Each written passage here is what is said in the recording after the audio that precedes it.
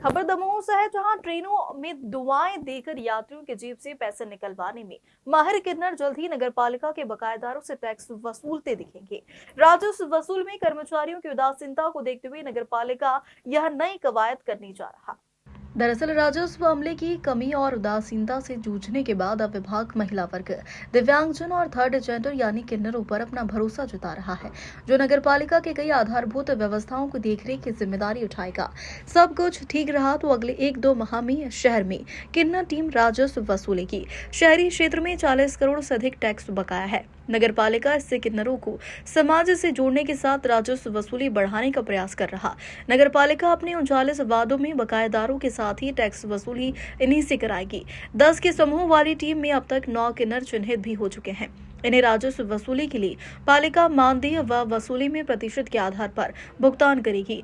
CMO Pradeep Sharma ने कहा कि इससे किन्नरों को जिम्मेदारियां सौंपने से व्यवस्थाओं की गुणवत्ता में सुधार तो होगा ही, साथ ही यह सभी समाज की मुख्य धारा से जुड़ते हुए अपने लिए रोजगार के अवसरों का सृजन करेंगे। ऐसे में इस नवाचार से हम अपनी दोहरी जिम्मेदारियों को पूरा करने में सफल रहेंगे।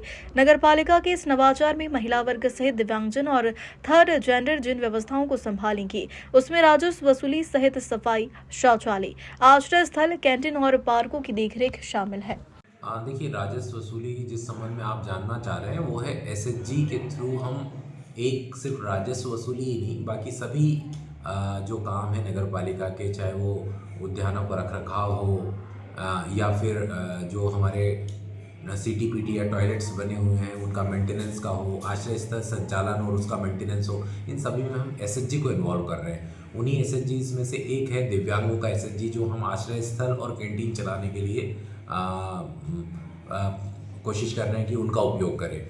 दूसरा महिलाओं का एसएचजी है, जो अभी आज से हमारी सेग्रीगेशन का जो काम है, मतलब कचरे का पृथक्करण जो होता है, उसके लिए हम उपयोग कर रहे हैं। इसी प्रकार से एक हमने थर्ड जेंडर का एसएचजी बनाया है जो हमारे राजस्व वसूली के लिए कार्य करेंगे। सर, राजस्व वसूली के लिए इतना बड़ा अमला होता है, फिर क्यों ऐसी आवश्यकता पड़ी कि थर्ड जेंडर का प्रशासन को उपयोग करना पड़ रहा है? नहीं, प्रशासन को ऐसा उपयोग, देखिए सबसे अहम बात यह है कि जो एसएचजी है उनको विभिन्न कार्यों में उपयोग करके, एक तो जो लोग सोसाइटी की मेन स्ट्रीम से बाहर है उनको मेन स्ट्रीम में लाना, और दूसरा ये है कि रेवेन्यू में अमला पर्याप्त नहीं है आज की स्थिति में। फॉर एग्जांपल, हमारे यहाँ रेवेन्यू विभाग जो है उसमें एक आरओ होता है, रेवेन्यू ऑफिसर जो नहीं है, आरआई हैं तो वो भी, उसके नीचे फिर आरएसआई होते हैं, उसके नीचे एआरआई होते हैं। तो एक तो रेवेन्यू का अमला कम है, पहली चीज़ वो भर्ती हो रही है, उसमें कोई इशू नहीं है।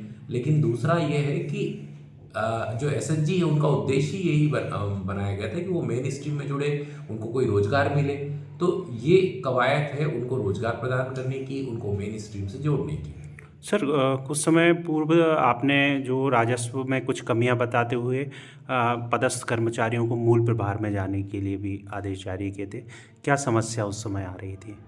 नहीं, अभी तो देखिए, कोई भी व्यवस्था में जब अचानक पूरा बदलाव करते हैं आप, तो एक विरोध तो होता ही है, क्योंकि जो सालों की व्यवस्था है उसमें आप बदलाव कर रहे हैं। मूल पद पे काम नहीं हो रहा था, तो वो एक आदेश था कि वो मूल पद पे, तो धीरे धीरे हम लोगों को मूल पद पे काम करने के लिए प्रेरित भी कर रहे हैं, व्यवस्था ना बिगड़े ये भी सुनिश्चित कर रहे हैं। सर, नई थर्ड जेंडर और दिव्यांगों को लाने से आप क्या मान रहे हैं कि कितनी सफलता आपको मिलेगी? नहीं, देखिए, रेवेन्यू वसूली के नियम हैं, स्पष्ट हैं। अगर पहले बिल जारी होता है, फिर डिमांड नोट है, और अगर फिर भी कोई पैसा जो उनके ऊपर टैक्स बकाया है वो नहीं देता है, तो उसके लिए कुर्की वारंट इशू करने का भी हमको अधिकार है। तो वो सभी तो हम प्रयोग करते ही हैं। लेकिन मैंने फिर कहा कि एसएचजी एक टूल के रूप में लोगों को मेन स्ट्रीम में लाने का एक महत्वपूर्ण तरीका है, जो शासन चाहती है कि ऐसे लोग मेन स्ट्रीम में आए, तो वो एक तरीका है। उसमें ऐसा कुछ नहीं है कि वसूली, मानते हैं कि वसूली कम हो रही है, उसका बहुत सारे कारण हैं। तो वो धीरे धीरे हम उन कारणों पे काम कर रहे हैं और सुधार भी कर रहे हैं लगातार।